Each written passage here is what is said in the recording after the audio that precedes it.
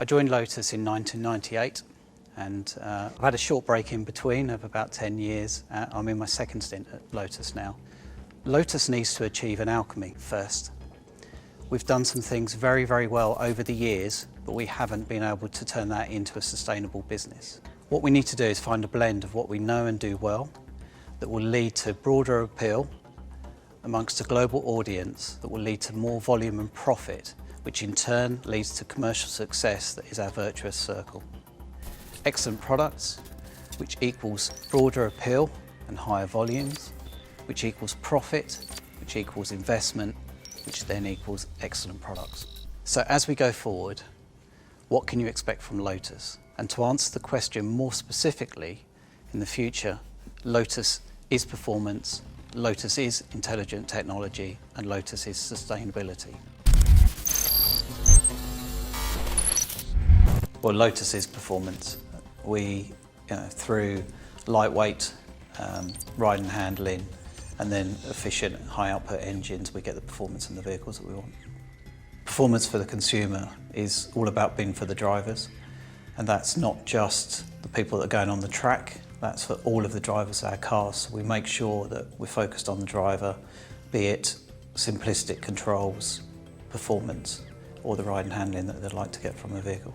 So technology at Lotus is something that we know we need to develop, and we will be adding more and more technology to each new product as it comes out in the future. Technology is seen as a luxury, and for us, performance is not just about the core dynamics of the car, but it's also about bringing up the interior, making the right offering to the customers for what they want. So Lotus in the future is going to be looking at intelligent technology. So we want the cars to understand the owners, be it through AI or machine learning. The opportunities there are great, but we'll be developing them with every new model. You'll see new levels of technology in the cars. So the government is talking about global Britain, and we want to be part of that. We think we can be leaders in that as well at Lotus. We like to think of ourselves as global tech Britain. So the offerings of technology on the vehicles and the developments that we're doing are also available to our customers through Lotus Engineering. So as a group, we can develop new technologies and grow together. The investment in Lotus has been large, and we're talking about billions, we're not talking about hundreds of millions. And that investment in product to give us the technology, the architectures, but also the facilities that we need for the growth we have planned is why we've had to invest that much. So the investment plans are in place, the product plans in place, and we have the budgets in place for growing the technology, growing the new products. Obviously, we need to get to a point where we're self-sustaining. So as we can grow our revenues, volumes and sales, that will just lead to more products coming from Lotus.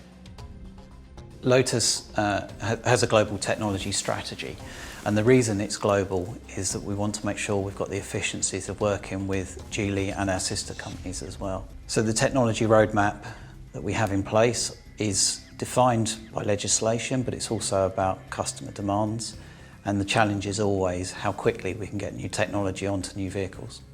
Our technology roadmap is very strong and sets us on an exciting course for the future. We have an acronym that we use that defines what we're going to do, which is ESIP, which is electrify, amplify, simplify, intensify and personify. So electrify defines where we're going with our strategy in the future, as has been defined by Evija. We will be a fully electric vehicle company in the late 2020s. Before then we have one last hurrah with Type 131 with a combustion engine. But all of our technology roadmap is leading us towards an electric future. Amplify for us is to really turn up the technology in the products. Each new product that comes along in the future will include more technology. And as you see, with the new products coming through, the technology will just be amplified that much more, so it becomes part of our DNA. Technology will be simplified. If it's not simple, it's not a Lotus. But the technology will be there for the driver and to enhance the ownership experience. Technology will be there as an aid to the driver, and it will always be simple because we don't want to overcomplicate our Lotus. With every new launch, the role of technology will be intensified at Lotus. This work is being led by a global consultancy, Lotus Engineering. Lotus Engineering is gaining experience and reputation for technology areas including HMI, UI and UX. This is added to our specialities around driver engagement, ride and handling, aerodynamics and so much more. P is for personify. Technology is a luxury as it creates opportunities. It gives us massive scope to personalise our products and our customer experience to give them life and identity. For Lotus, the future is what a product can do. Customised through technology to adapt to our customers' preferences and goals. Sustainability is not just about the environment and our corporate social responsibility, even though that is hugely important to us. We're at a pivot point, moving towards an electrified product range after Type 131. This journey to net zero is well underway as we're working with our energy partner Centrica. Sustainability for us is also in a business context. Lotus, in its 73-year history, has produced over 100,000 cars. 75% of those are still in existence, so we have a sustainable product. Sustainability as a business has been a little bit more difficult to achieve. What we need to do is have a business that will last for a long time, hopefully forever, and to achieve this sustainability we need to have health and stability.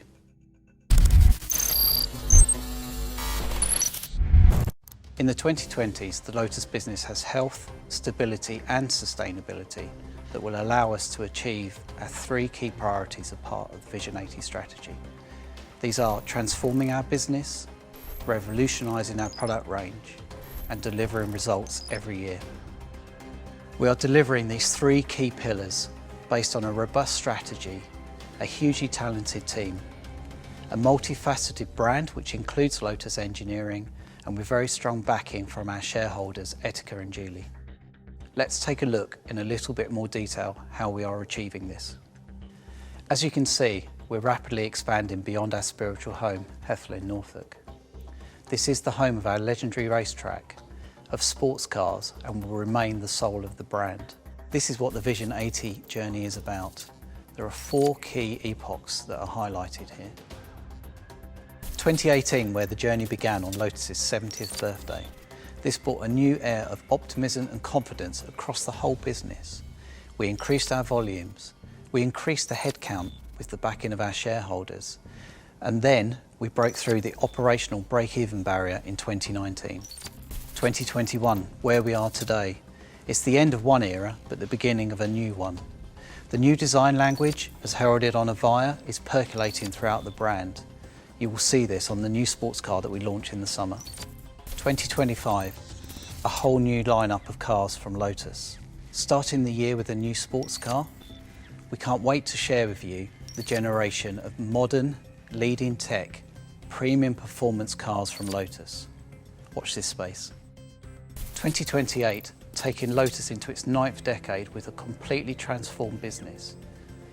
A global business with an entirely new and world-beating range of products. And having reached our target results of exponential growth in volumes, headcount, revenue and profits, our 80th birthday will be a real celebration to look forward to, and you're all invited.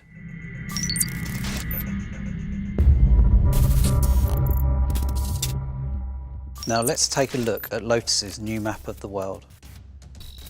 Hethel, the home and soul of the brand, our advanced performance centre and base of the Lotus executive team. Wellesbourne, home of the Lotus Advanced Technology Centre and Lotus Engineering. Gothenburg, the global centre of Geely design, led by Peter Horbury. Frankfurt, the European centre of Geely technology, GATD, led by Max Schwey. China, the home of Geely and the world's leading market in vehicle electrification. USA, the largest sports car market in the world with 2 strategic hubs for Lotus, including Detroit and LA.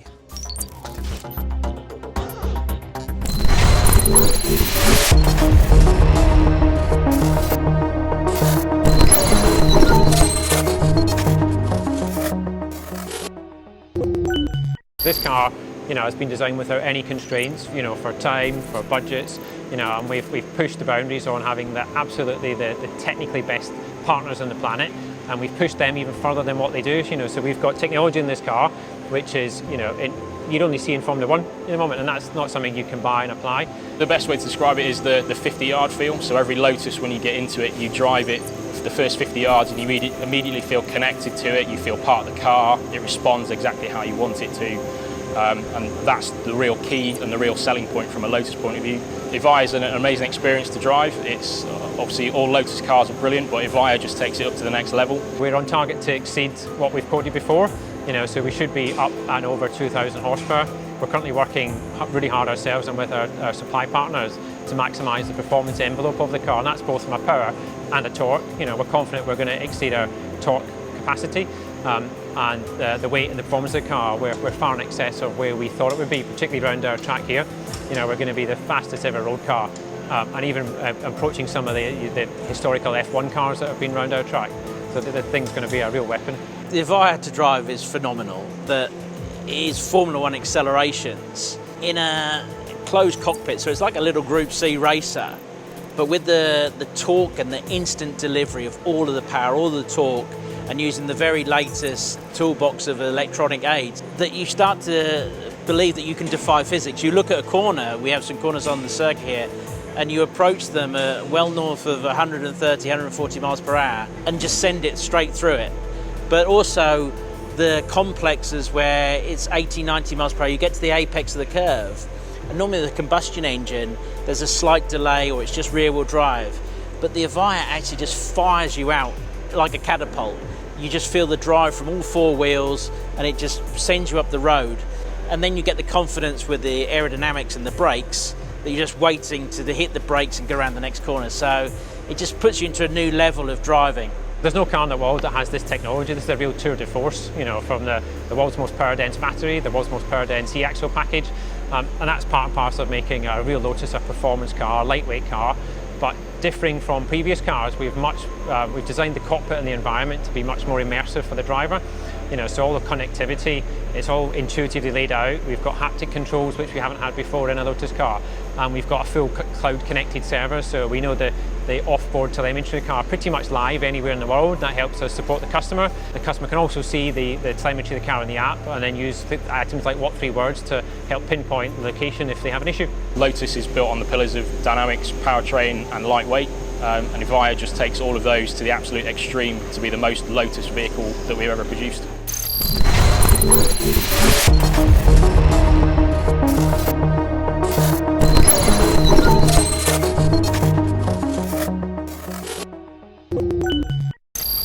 Our sports car architecture is elemental to the existence of Lotus and contains our famed DNA from our sports car history.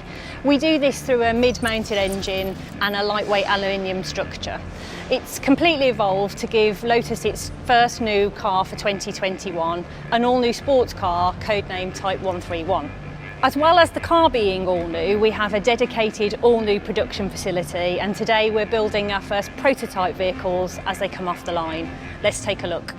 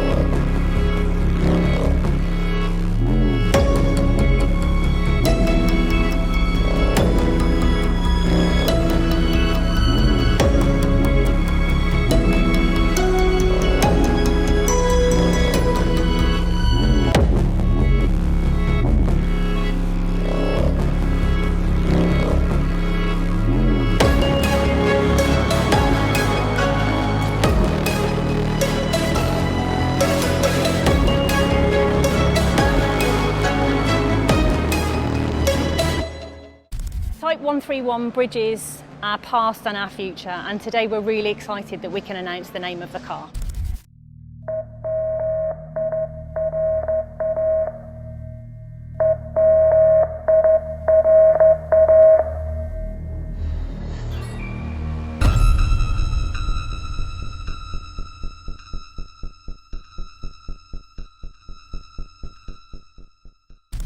We're now going to go over to our studio to meet our design director, Russell Carr, to give us an overview of Emira's design language. I think what we've learned from designing the Evija really is we formed our views of what the new design language is.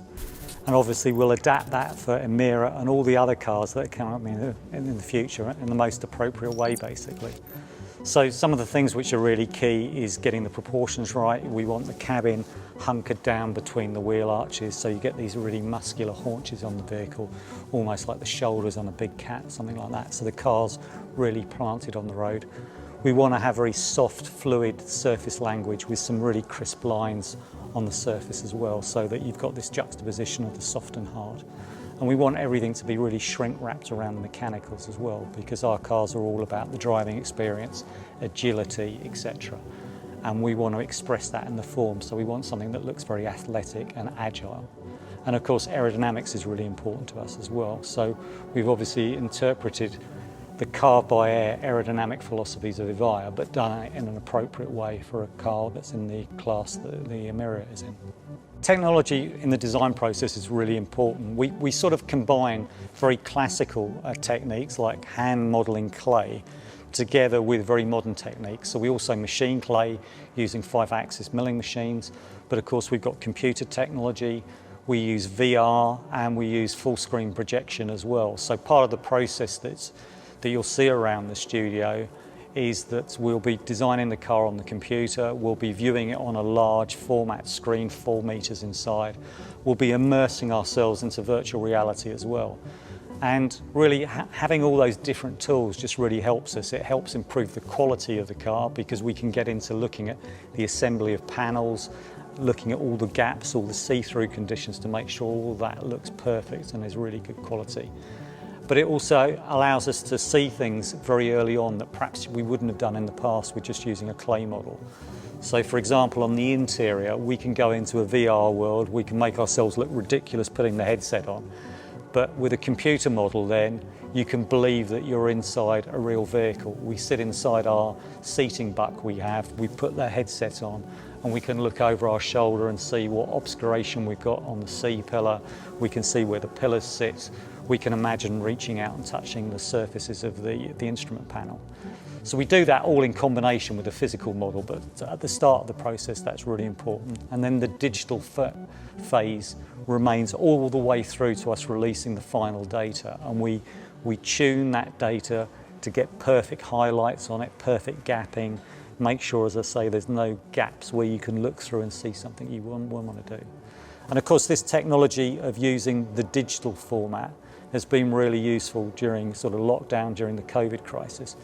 We've been able to do a lot of work from home, which would be impossible with a clay model because it's not very easy to take a clay model home, but we're able to be spread around the country, all communicating electronically, looking at all these surfaces and details. So it's really kept us moving, it's kept the quality improving on the car, and it's kept the creative opportunities going because we can try many more things using digital technology. What we set out to do is we're always trying to do something that is thrilling. We are all about performance, so the product has to thrill you, has to excite you. No one buys a sports car for rational reasons. They have to be seduced into buying it through the emotion of the product. We want the product to be beautiful as well. We want something that stays attractive in the market for a long period of time, so it's got to be beautiful and glamorous as well. It has to be ingenious. We have to try new things in there, adapt technologies in a new manner because we're all about looking forward. It has to be memorable as well. There's lots of great vehicles out there, so we have to find things that are distinctive. So for example, on the back of the Evija, the way that we do the rear lights, the Venturi tunnels, the way they exit the vehicle, that's something that people remember and it's something to talk about. And then at the end of it as well, it has to also be recognisable as a Lotus. So that's how we think when we're doing a design language. Thanks, Emma and Russell. We can't wait to share more on Emira. I will today give you some more details on the powertrain. Contrary to some speculation, we are not going down the hybrid route. Instead, we're developing a new partnership which will give us a new powertrain offering. It will be highly efficient, use cutting-edge technology, and of course, have a high performance output. But for now, you will have to wait for more details. We will be sharing Evija with the world on the 6th of July, making its world debut from our all-new manufacturing facility here at Hethel. The reveal will be followed by a public dynamic debut at the world-famous Goodwood Festival of Speed on the 8th of July.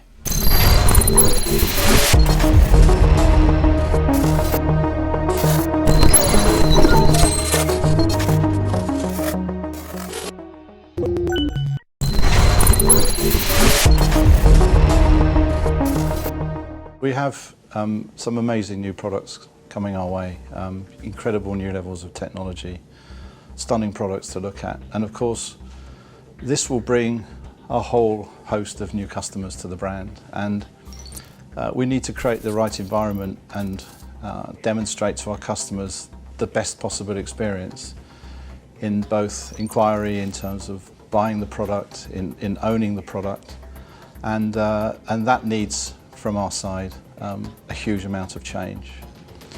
The industry is changing anyway. A lot has happened in the last 12 months which has moved mountains in terms of the way in which car companies and car retailers are doing business with their customers. And we're no exception to that, and we will be no exception to that. The physical experience of buying such a thing as a car is extremely important and always will be. It's well documented that you need to see, you need to feel, you need to touch. And buying a car online it's a process, but it's not something that many people actually do.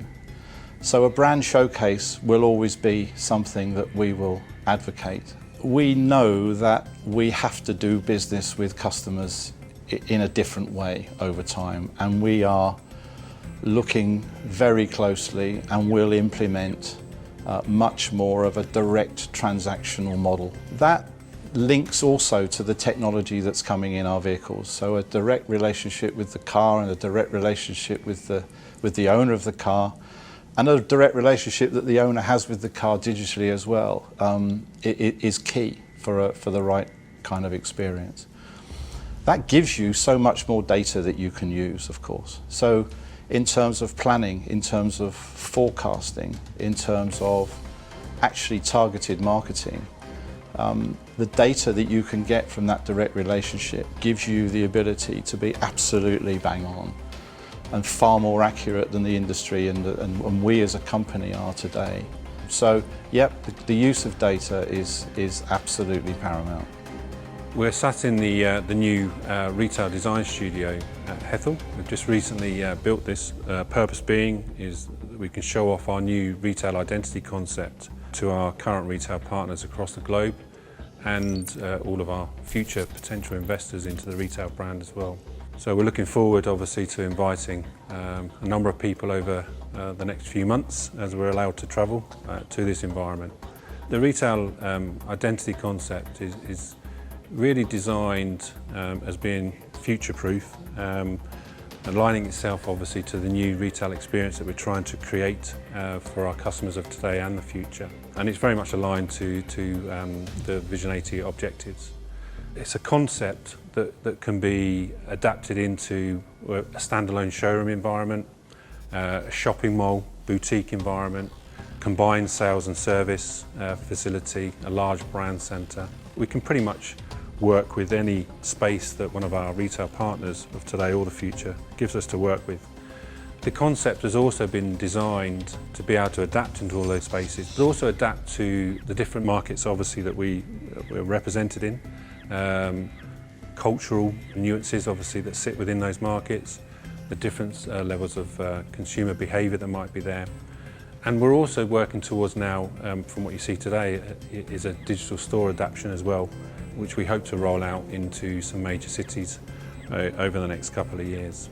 The concept, as I said, is very flexible, it's adaptable, it's component-based. Being component-based, it's about working with a space inside outwards. So what you see today, elements of this can go into pretty much any environment. And it's aligned itself obviously to three key areas of the customer journey.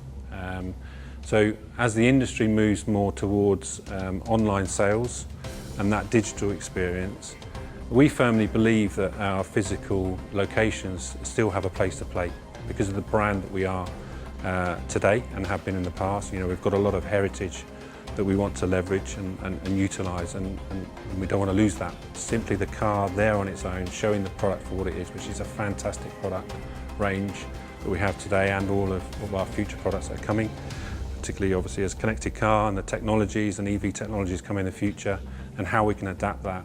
And creating technology environment around that car that can push information out to a consumer's device in a modern way.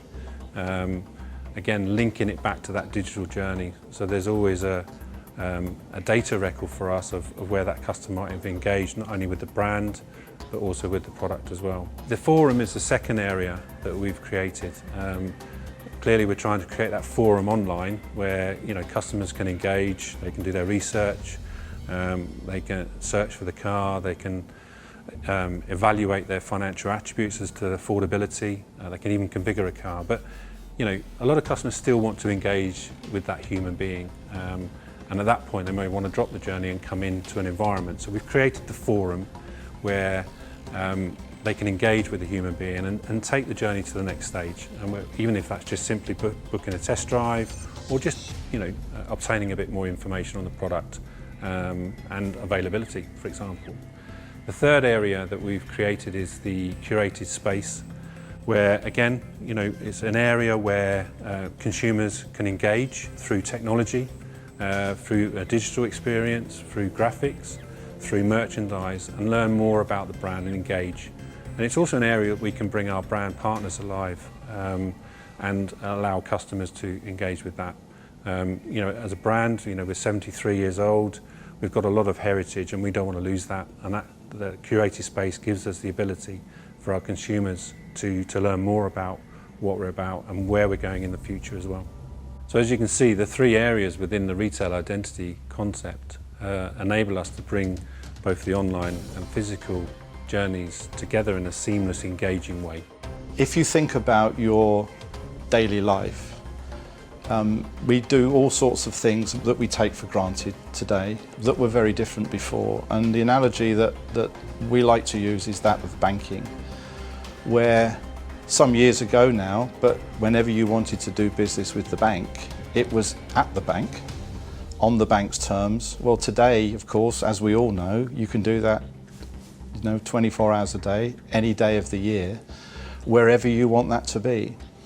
And actually, the business and the process of buying a car and inquiring about a car should be no different. Yeah?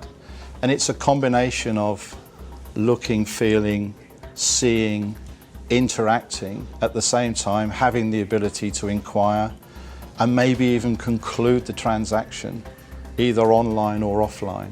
But as a position in the future in terms of how a customer interfaces with Lotus, it will be multi-channel, and we're very clear in that direction.